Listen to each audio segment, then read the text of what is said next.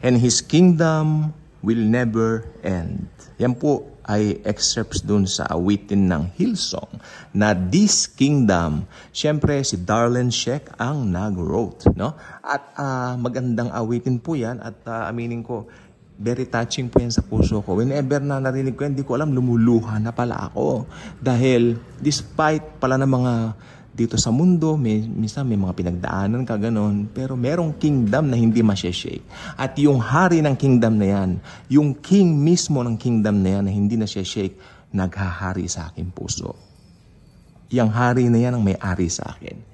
That's the Lord Jesus Christ Himself. So ang Panginoong Jesucristo po ay Diyos. Nagkatawang tao. Tignan po ninyong mabuti to. Diyos na naging tao para tubusin tayo. Para tayo'y makasama sa Kanyang kingdom. Nasa kingdom ka na ba ni Jesus? O kingdom ng mga false prophets? Kingdom ng mga bulaang propeta? Mas maganda, tignan mo ang Biblia. Basahin mo ang Biblia. Ang kingdom ni Jesus lamang ang hindi mag-e-end. At kung born-again Christian ka na, ibig sabihin ng born-again Christian, someone na tumanggap sa Panginoong Jesucristo as His very personal Lord and Savior. As their very own personal Lord and Savior. Ligtas ka na forever.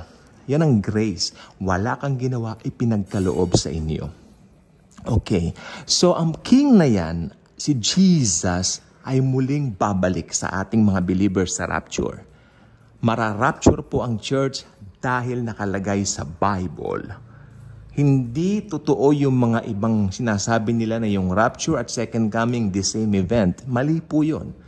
Ang rapture ay ibang event, silent event, para lang po sa believers yan. Exclusive sa believers yan. Mararapture po ang church.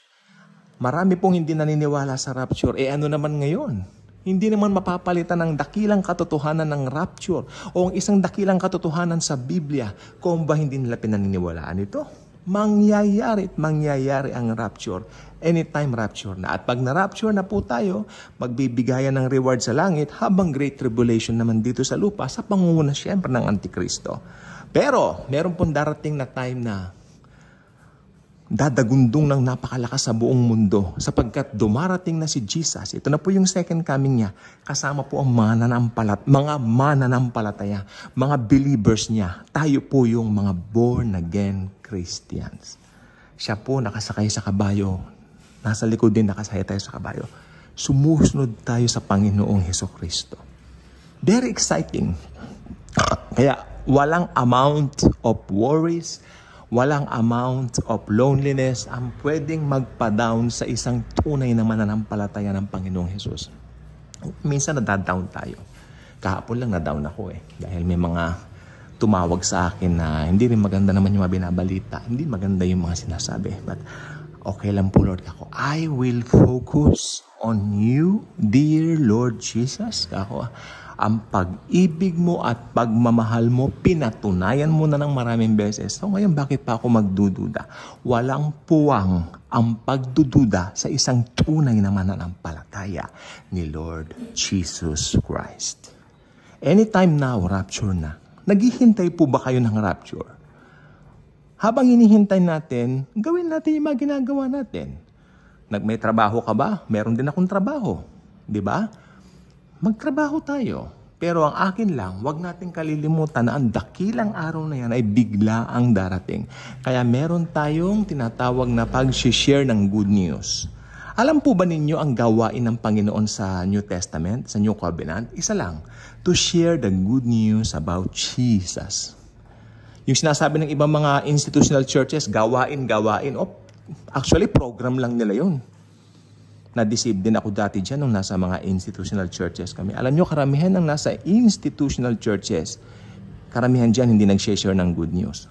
Ang sineshare nila yung program sila. Huwag tayong padaya mga kapatid ko at mga kababayan ko sapagkat last days na tayo, we have to share the good news. Yan lang ang tanging gawain na iniutos sa atin ni Jesus bago siya pumanik ng langit. Bakit? Ano nakalagay doon? Gawin ninyong disipulos ko ang lahat ng tao. Bautismuhan sila in the name of the Father, and of the Son, and of the Holy Ghost.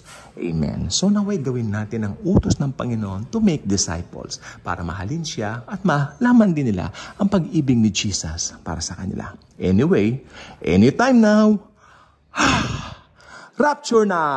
Yehey!